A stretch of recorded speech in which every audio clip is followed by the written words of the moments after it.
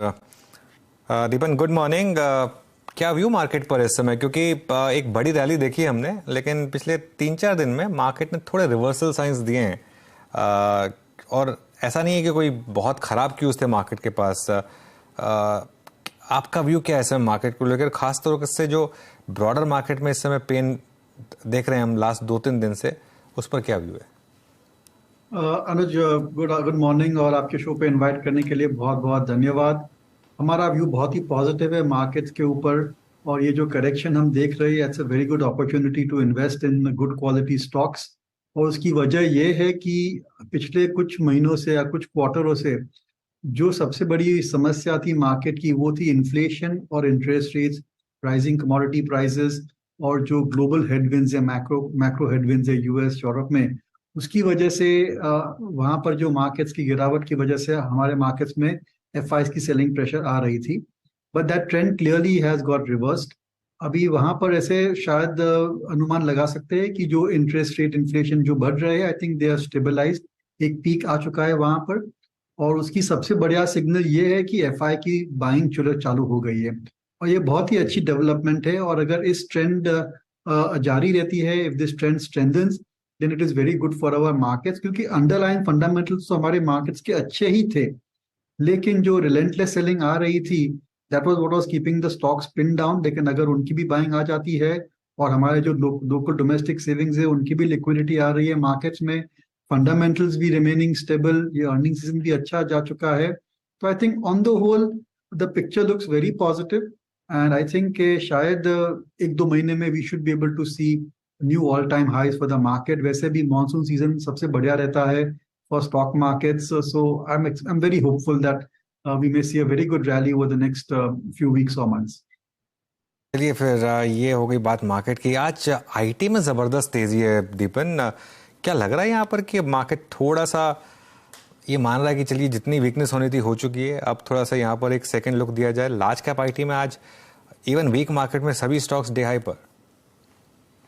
Sir, जो large cap IT है ना, मैंने देखा है कि they are moving in tandem with the US markets. और वहां पर नैस्डैक वगैरह में पूरा टर्न अराउंड हमने देखा है, तो जिसकी वजह से पॉजिटिव सेंटिमेंट आ रहा है इन लार्ज कैप आईटी।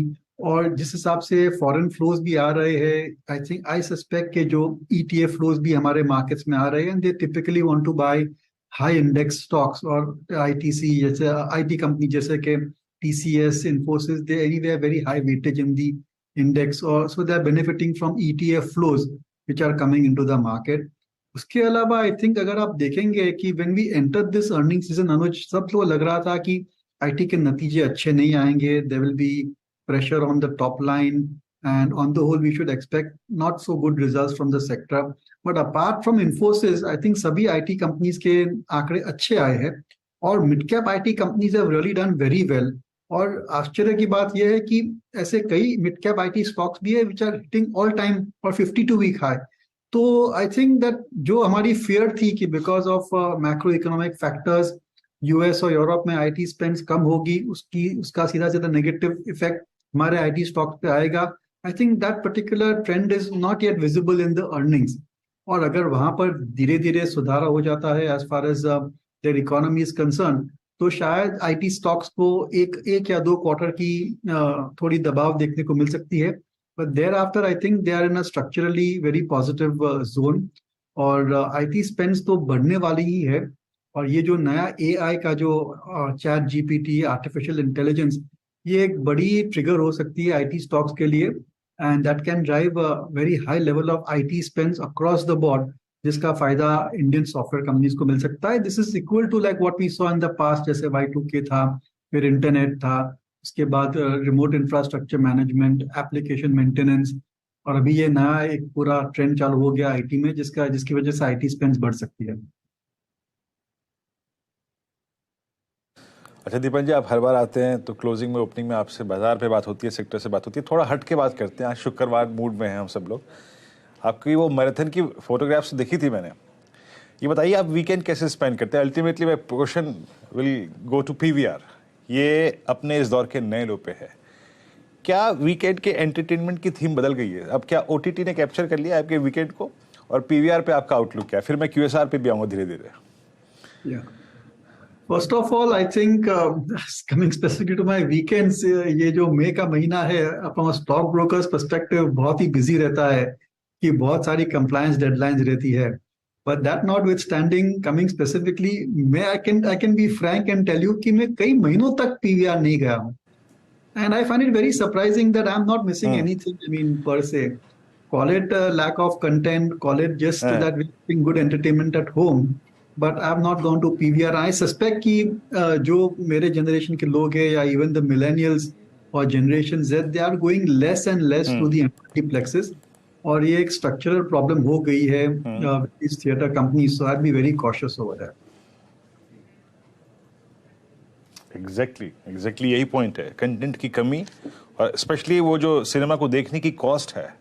मतलब एक मूवी की कॉस्ट आपकी टोटल स्पेंडिंग का 50% है, और आई थिंक 60% जो है वो वहाँ का खाना पीना. अच्छा, अल्टीमेटली दीपन जी, अब ये क्यूएसआर सेगमेंट में आते हैं. जिस प्रकार के जुबलेंट के नंबर्स रहे, या फिर यहाँ पे जिस प्रकार से कुछ जो मैनेजमेंट्स है वो एग्जिट ढूंढ रही हैं, आपका क्यूएसआर पे टेक क्या है? और लीडर्स लाइक वेस्ट लाइफ, क्या डोमिनेंस उनकी अभी भी रहेगी?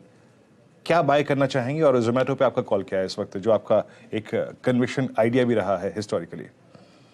देखिए, वे वेरी पॉजिटिव ऑन क्यूएसआर. मैं मानता हूं कि ये क्वार्टर उनके लिए इतना अच्छा नहीं था, स्पेशली फॉर जुबलेंट फूडवर्क्स और देवयानी, स्पेशली जो पिज्जा कैटेगरी थी, और जहां पर बहुत ज्यादा नेटवर्क ऑलरेडी बिल्ड कर चुकी है companies. They are facing some headwinds as far as spending is concerned, but मेरे ख्याल से ये टेम्पररी है. और long term prospects QSR industry के बहुत ही बढ़िया है. There is a long way for them to penetrate into tier 2, tier 3. और अगर आप कंपेयर करेंगे the network in India versus any other country, there is a long way for these companies to go. और वो नए नए stores, नए restaurants, they will keep on trying to set up. और धीरे धीरे जो हम देख रहे हैं कि we will see the again the shift in restaurant business from unorganised to organised players. तो आई थिंक जो छोटी छोटी स्टैंड अलोन रेस्टोरेंट्स है, smaller restaurants are competing with the likes of McDonald's और पिज्जा हट और Kentucky fried chicken, they will find the going very difficult. और सबसे बढ़िया बात यह है कि जो नए जनरेशन है, who are spending money, who are going abroad, their tastes are changing and they prefer all these, for whatever reason, this American food. और इसकी वजह से I think demand scenario long term का अच्छा रहेगा. तो very positive. Top pick within the sector remains Devyani.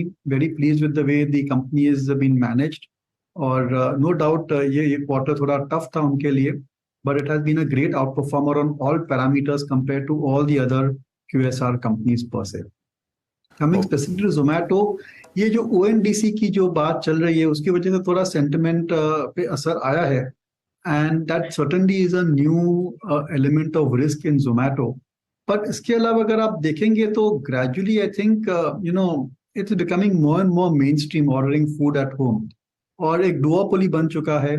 I don't think any of the large groups can enter this business without losing a lot of money. और जोमेटो की जो pledge है management की, they will start getting at least the food delivery business in a few quarters, they will start contributing positively. That could be a big trigger factor. और जो सबसे बड़ा drag है इज ब्लिंकिट. पर अगर आप देखेंगे the volumes over there are doing very well.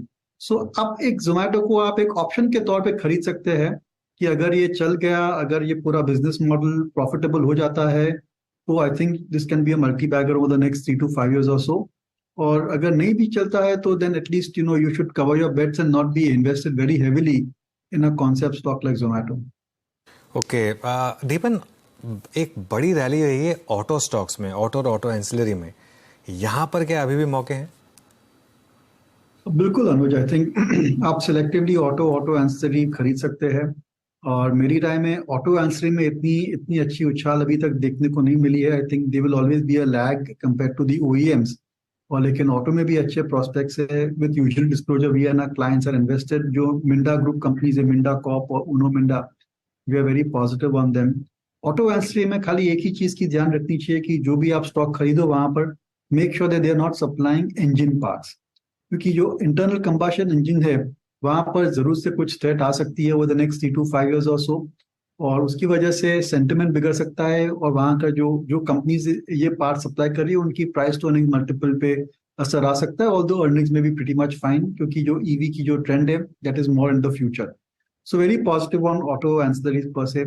Auto OEM में go for the four wheelers I feel. Maruti के नतीजे हमने देखे थे बहुत बढ़िया आ रहे. Company wants to double its capacity और जो उनकी प्रोडक्ट में कुछ डिफिशिएंसीज थी, I think they have completely filled up those gaps और अभी आज की तारीख में they are increasing market share in the UV segment. That's very positive. Mahindra and Mahindra because of its EV play और Tata motors I must say I been negative on the stock, but जिस हिसाब से JLR के नंबर्स आए हैं I been pleasantly surprise, but that is a very volatile company in terms of earnings. The companies I want to avoid the likes of maybe Hero MotoCorp and Bajaj Auto, although they came with good set of numbers, क्योंकि मेरे ख्याल से धीरे धीरे two wheeler market थोड़ा mature हो रहा है, but export opportunities opening up. So on the whole I think आप ओवरवेट रह सकते हैं ऑटो सेक्टर के लिए, but again usual disclosure top picks would be Maruti, Mahindra and Eicher motors. आप आयशर मोटर्स के नतीजे देखिए बहुत बड़े आए हैं and they are again I think they have gone on to a new growth path. अच्छा दीपन सर, पॉसिबली आखिरी प्रश्न आपसे, HFCs या फिर या फिर हाउसिंग या NBFCs, छोटी NBFCs में या फिर स्मॉल फाइनेंस बैंक में इस क्वार्टर में या फिर बीते 3 महीने में स्मॉल फाइनेंस बैंक्स ने अच्छा किया. For instance AU small finance bank जो कि अभी भी अपने करियर के हाईएस्ट ट्रैजेक्टरी में ट्रेड कर रहा है, कोई यहाँ स्क्रिप्ट जिसको चेज कर रहे हो आप लोग या फिर पॉजिटिव आउटलुक हो? देखिए NBFC एक बहुत ही इंटरेस्टिंग सेक्टर है और वहां पर हमारी strategy is very crystal clear. We want to buy some of the larger NBFCs जो सभी प्रोडक्ट्स ऑफर कर रहे हैं, सभी लोन प्रोडक्ट्स ऑफर कर रहे हैं, जैसे कि बजाज फाइनेंस है या फिर चोलामंडलम है. L&T फाइनेंस हम अवॉइड करना चाहेंगे because of very poor track record, but these two companies have done exceptionally well when the times were very tough for the NBFCs. इसके अलावा माइक्रो फाइनेंस पर हमारा आउटलुक पॉजिटिव है. क्रेडिट ग्रामीण के नंबर्स हमने देखे हैं, मैनेजमेंट की कमेंट्री भी बहुत ही बढ़िया है. तो क्रेडिट एक्सेस है, स्पेंडाना है, I think these two companies certainly worth mentioning over here. So broadly we want to be in the best quality and we want to be in micro finance per se. उसके अलावा I think largely अगर आप जो lending business में आप invest करना चाहेंगे तो there are better opportunities on the bank side. और बैंक्स में तो इतनी सारी चॉइसेस है कि आप पिक एंड चूज कर सकते हैं depending upon your risk factor और रिस्क एपेटाइट. अगर आप रिस्क फ्री इन्वेस्ट करना चाहेंगे तो HDFC, ICICI, Axis Bank looks the best of the three if you ask me because of the valuation return valuation ratios. And अगर आप और भी aggressive खेलना चाहेंगे तो then there are the smaller banks like IDFC First is looking good, Federal Bank is also looking good.